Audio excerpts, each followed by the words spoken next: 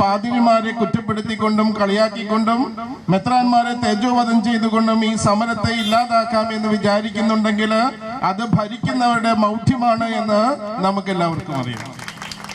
കഴിഞ്ഞ ദിവസം വിഴിഞ്ഞം സമരമുഖത്തേക്ക് മറ്റൊരു സമരവുമായിട്ട് ചില ആളുകൾ വരികയുണ്ടായി.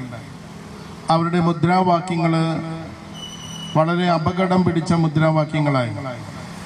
ഒരു വർഗീയ സ്പർദ്ധ ബോധപൂർവം സൃഷ്ടിച്ചുകൊണ്ട് ഒരു പോലീസ് ലാത്തിചാർജിലൂടെ സമരക്കാരെ അവിടുന്ന് കുടിയൊഴിപ്പിക്കുവാനുള്ള രാഷ്ട്രീയ തന്ത്രത്തിന്റെ ഭാഗമായിട്ട് വേണം ആ സമരാഭാസത്തെ കാണാനായിട്ട്. കേരളത്തില് വളരെ ശാന്തമായിട്ടും വളരെ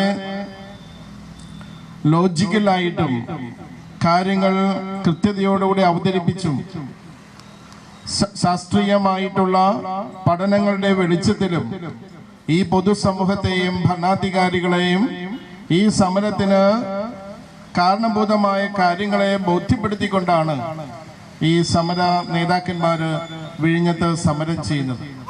അതിനെ കേവലം വർഗീയമായ കണ്ണുകളോടുകൂടെ കണ്ടുകൊണ്ട് തകർത്ത് ഒരു പോലീസ് ലാത്തിചാർജിലൂടെ ഈ സമരത്തെ അടിച്ചൊതുക്കുവാനുള്ള ഒരു രാഷ്ട്രീയ കുതന്ത്രം ഇതിന്റെ പിന്നിലുണ്ട് എന്ന് ന്യായമായി നമ്മളെ സംശയിക്കുകയാണ്. ഈ സമരം നടത്തിയവര് ഈ രാഷ്ട്രീയക്കാരുടെ ആളുകളാണ് എന്ന ബോധ്യത്തോടുകൂടെ തന്നെയാണ്. കാരണമുണ്ട്, മലയാളത്തിലെ പ്രമുഖ ഒരു ദിനപത്രം 2-3 പ്രാവശ്യം അതിന്റെ എഡിറ്റോറിയൽ എഴുതിക്കൊണ്ട് ഈ സമരത്തെ കളിയാക്കുകയും തള്ളിക്കളയുകയും ചെയ്തിട്ടുണ്ട്. അതിനോട് സഹകരിക്കുന്ന ചില വ്യക്തികളാണ് ആ വിരുദ്ധ സമരത്തിന് നേതൃത്വം കൊടുത്തത് എന്ന് അവരുടെ മുദ്രാവാക്യങ്ങളിലൂടെ നമുക്ക് കാണാൻ സാധിക്കും. അപ്പൊ ബോധപൂർവം പല സിനിമകളിൽ നമ്മൾ കണ്ടിട്ടുണ്ട്, ചില സമരങ്ങൾ പൊളിക്കുവാനായിട്ട് രാഷ്ട്രീയക്കാര് ചില പ്രത്യേക മതവിഭാഗങ്ങളെ തമ്മിലടിപ്പിച്ചുകൊണ്ട് ഒരു പോലീസ് ലാത്തിചാർജിലൂടെ സമരം ഇല്ലാതാക്കുന്ന രീതി നമ്മൾ ചില സിനിമകളിൽ കണ്ടിട്ടുണ്ട്.